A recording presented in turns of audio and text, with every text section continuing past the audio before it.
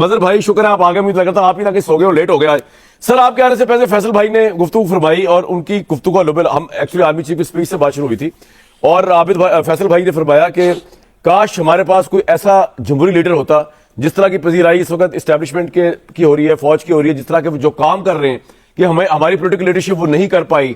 میں موجودہ political leadership کی اس وقت بات ہو رہی ہے، اور یہ جمہوری لاشیں جو ہے ہماری، ان کو کب تک کندھوں پہ اٹھا کے پھریں گے؟ تو سر یہ سارا کام اگر فوج نہیں کرنا ہے، یعنی کہ خواہ وہ ڈالرز کو کنٹرول کرنا ہے مافیا، خواہ وہ پنجاب کی بنجر زمینوں کو آباد کرنے کا ویژن ہے، خواہ وہ آئی ٹی کے ڈپارٹمنٹ کو، خواہ وہ پرائیویٹ سیکٹر، خواہ منرلز، تو پھر ہم یہ اتنا بڑا اربوں روپے کا الیکشن کرا کے ان منسٹرز کو کیوں پالتے ہیں، کیوں تنخواہیں دیتے ہیں؟ فیصل اپنا مظہر باز صاحب، یور ٹیک سر. اچھا تو پھر ایسا کرے کہ جمہوری لاشوں کو دفنا دیں، کیونکہ لاشوں کو لے کے گھوما تو نہیں جاتا، لاشیں تو دفنانے کے لیے ہوتی ہیں نا. اور جو اچھا کام کر رہا ہے وہ براہ راست آ جائیں. کیوں نہیں یہ کہنے کی جرت کیوں نہیں ہوتی؟ یہ کہنے کی ان لوگوں کو جرت کیوں نہیں ہوتی کہ اگر جمہوری نظام ناکام ہو گیا ہے، سیاستدان ناکام ہو گئے ہیں، تو اس نظام کو اٹھا کے پھینک دیا جائے؟ جمہوری لاشوں کو لے کے چلا کیوں جا رہا ہے؟ یہ بات کرتے ہوئے کیوں زبان ہچکچاتی ہے، کیوں لڑکھاتی ہے، کیوں جو ہے؟ اب میں عابد شیر علی صاحب کی بے بسی بھی دیکھ رہا تھا اور فیصل واڈا کا ایگریشن بھی دیکھ رہا تھا. دونوں ہی بظاہر تو جمہوری لوگ ہیں نا، دونوں ہی پولیٹیشنز اپنے آپ کو کہتے ہیں نا. تو جس سسٹم کو آپ اتنا ریڈیکیول کر رہے ہیں، اس سسٹم کو چلا کیوں رہے ہیں؟ اس سسٹم کو ختم کیوں نہیں کر دیتے؟ یہ لٹکائے ہوئے ہیں، یہ پروجیکٹ لے آتے ہیں، یہ پروجیکٹ لے آتے ہیں، ختم کر دیں.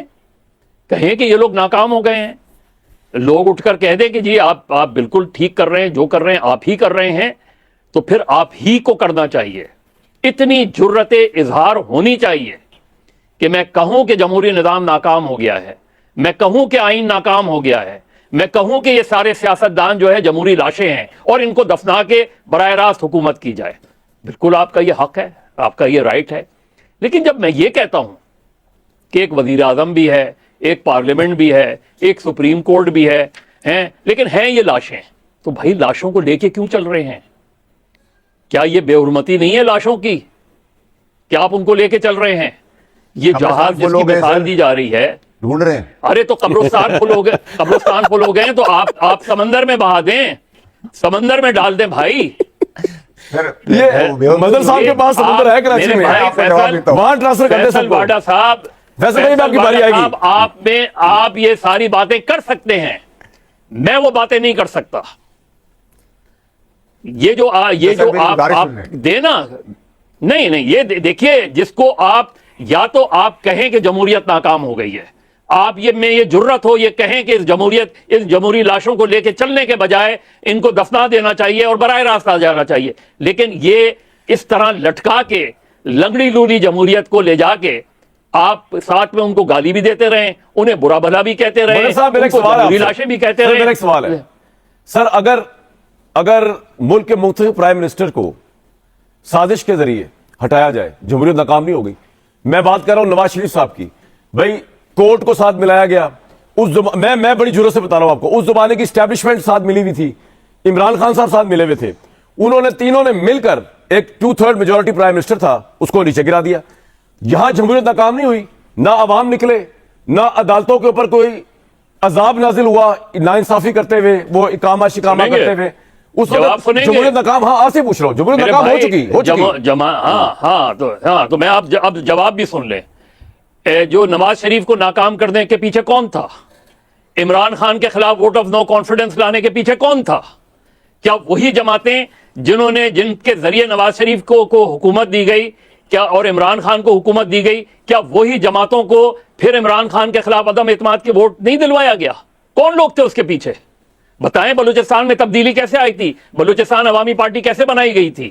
تو مجھے یہ بتائیں، عمران خان کو پروجیکٹ کہتے ہیں، مجھے یہ بتائیں تو پھر یہ کون کر رہا ہے؟ کبھی نواز شریف کا پروجیکٹ لے آتے ہیں، کبھی عمران خان کو پروجیکٹ بنا کے لے آتے ہیں. مجھے یہ بتائیں کہ یہ عمران خان، یہ پی ایم ایل این، یہ بلوچستان والے، ایک منٹ فیصل بھائی، ایک منٹ، یہ جو اعلیٰ کار بنے، آپ کہہ رہے ہیں کون تھا؟ میں بتاتا ہوں، اس زمانے کی اسٹیبلشمنٹ تھی. یہ جو اعلیٰ کار بنے، ان کا گریبان پکڑ کے ان کو لٹکایا جائے پھانسی پہ. جنہوں نے ہمارے ووٹ لے کر اسٹیبلشمنٹ کے اعلیٰ کار بنے، انہوں نے بیہائنڈ دا شیڈوز اسٹیبلشمنٹ کے ساتھ وارداتیں کی بیٹھ کے, سنیں ان کو کیوں نہ مارا جائے پہلے تو ان کو کیوں نہ پکڑا جائے؟ جی کون نہیں تو یہ تو لوگ کریں گے نا, یہ تو لوگوں کا رائٹ ہے. یہاں پر میں انٹلیکچوئل ڈسکشن کر رہے ہیں نا, ان کو لٹکا دیں ان کو آرٹیکل 6 کے اوپر. نہیں انٹلیکچوئل ارے میرے بھائی انٹلیکچوئل ڈسکشن ہی کر رہے ہیں تو کسی کو جمہوری انداز میں ہی ہٹائیں گے نا آپ. اگر وہ اعلی کار بنا ہے تو میں اس کو ایکسپوز کروں گا. میں کہہ رہا ہوں نا نواز شریف پروجیکٹ تھا, میں کہہ رہا ہوں نا عمران خان کو پروجیکٹ بنا کے لایا گیا تھا, ٹھیک ہے, یہ پروجیکٹ تھے نا, تو ان کو ووٹوں کے ذریعے ہی ووٹڈ آؤٹ کریں گے نا آپ.